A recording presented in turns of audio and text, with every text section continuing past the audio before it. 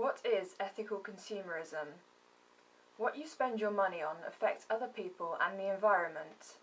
Ethical consumerism is being aware of the consequences of the decisions you make with money and choosing to spend in a responsible way. The economies of other countries and groups within society are affected positively and negatively by trade. Does our prosperity and happiness come at a cost to others? Our consumption also affects the environment. This unit looks at these issues. Environmental issues. Whatever we buy is made from resources. These resources are of limited supply. At the same time, when we buy things, there is usually some part we dispose of, perhaps the packaging or a part of the item which is used up. When we use gas or electricity, we add to the demand for fuel, and this increases greenhouse gases. When we drive, we contribute to pollution. On average, every person in the UK throws away their own body weight in rubbish every 2 months. This adds up to nearly a tonne of waste every year per person. Normally, rubbish is being dumped in landfill sites, which spoils large areas, or incinerated, which contributes to greenhouse gas emissions. A large proportion of this rubbish can be reduced by recycling. Many items could be reused. Less packaging would mean less waste. Recycled materials can be used repeatedly for disposable items. Reducing your consumption also reduces how much you contribute to the environmental problems of global warming and waste disposal. It also helps you save money.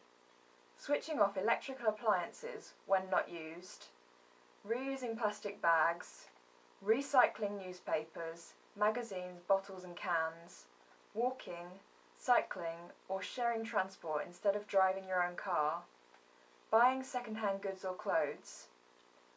What other ways are there to consume less and save money? For further information, see Recycle Now at www.recyclenow.com or Greenpeace at www.greenpeace.org.uk, Energy Saving Trust at www.saveenergygroup.co.uk, Environment Agency at www.environment-agency.gov.uk.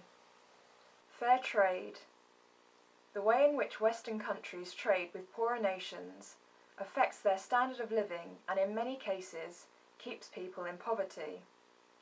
If we change the rules of trade to be fair, we can improve the lives of millions of people.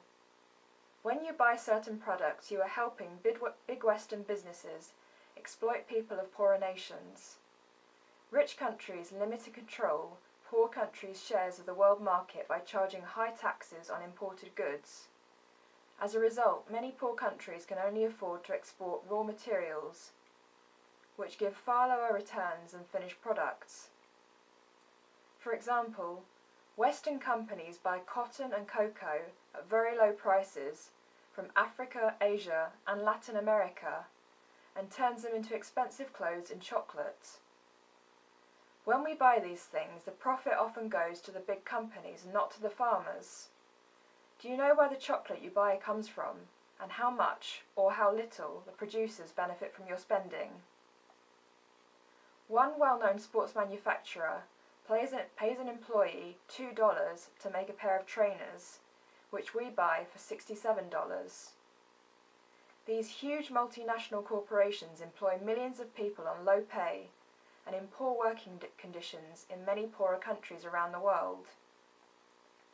Often the government of these poorer nations is unlikely to complain for fear of driving away investment. If you knew that fashionable clothes were produced by people who were paid very little while the profit goes to big companies, would you still be so keen to buy them? You may see goods in shops with fair trade labelling. These goods are bought from farmers and local producers at better prices, and sometimes they share in the profits, helping the money to be invested in their local communities to develop a better quality of life. This money can be poured into better schools and healthcare. Would you feel better about buying goods labelled fair trade if you knew the profits would be going to the farmers in poorer countries?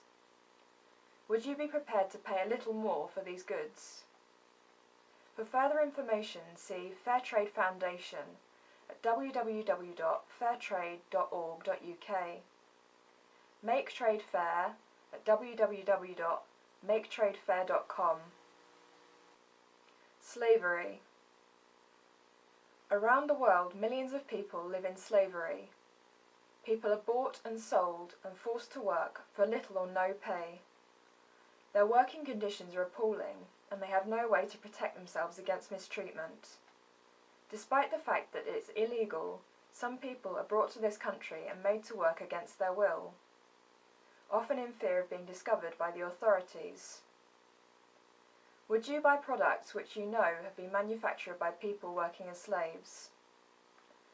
For more information, see Anti-Slavery International at www.antislavery.org.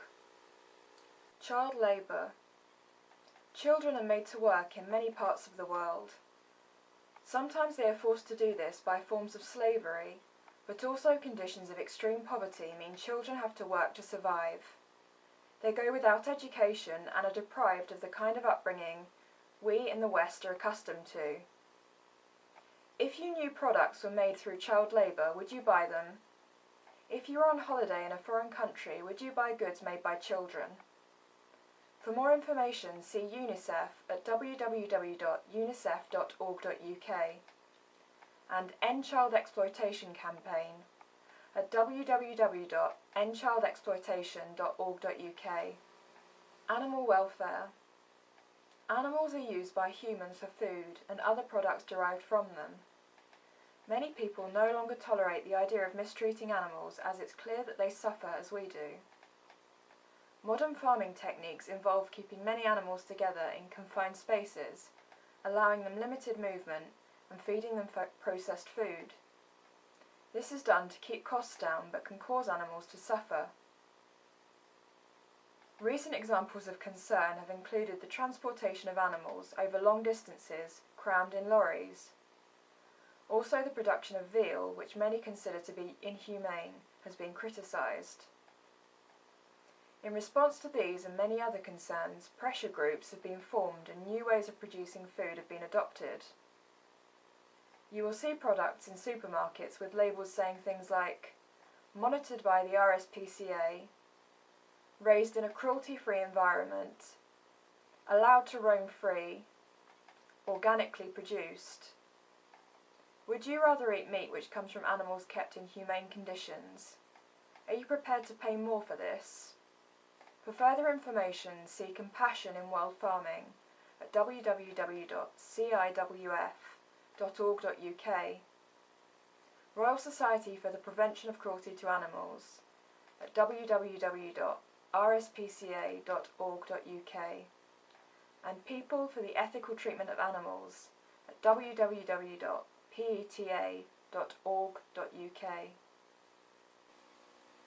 Free-range eggs. In the supermarket you will see free-range and barn eggs sold alongside other eggs. Most eggs are produced by chickens kept in battery farms. The labelling will not tell you this. The chickens are confined to small wire cages and provided with food and water. They live most of their lives in this space simply to produce eggs. Free-range eggs and others similarly described come from chickens which live in more natural surroundings, are not confined but are allowed to roam free and eat their normal diet. Which eggs would you choose? Free-range or non-free range? If free-range eggs cost more, would you be prepared to pay extra? Fur. Not so long ago, fur coats were a luxurious fashion item worn by elegant ladies. These days, fur isn't fashionable, and that's not simply because of the cost. There have been several pressure groups who have campaigned to raise awareness of the cruelty of fur production. People who have worn fur in public have been on the receiving end of hostility. Is it right or wrong for someone to wear a fur coat? What about leather? If you had to choose between a genuine fur coat and a fake fur coat, which would you prefer? For further information, see Fur is Dead at www.furisdead.com. Animal testing.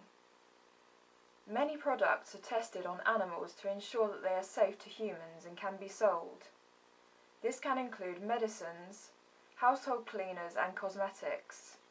Animals suffer and die in order that products can be sold to us. Some manufacturers now produce a whole range of items which have not been tested on animals. If you buy makeup, does it bother you if it's been tested on animals? Would you pay more for makeup which has not been tested on animals?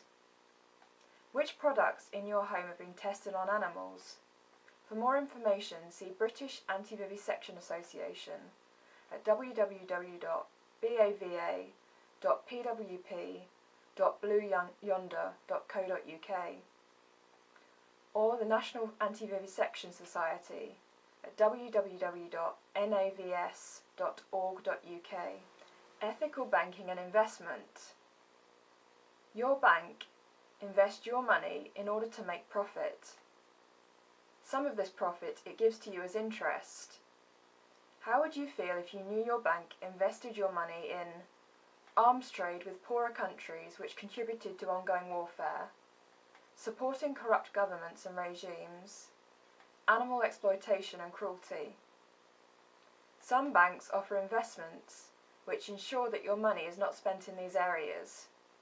For further information, visit Institute of Business Ethics at www.ibe.org.uk,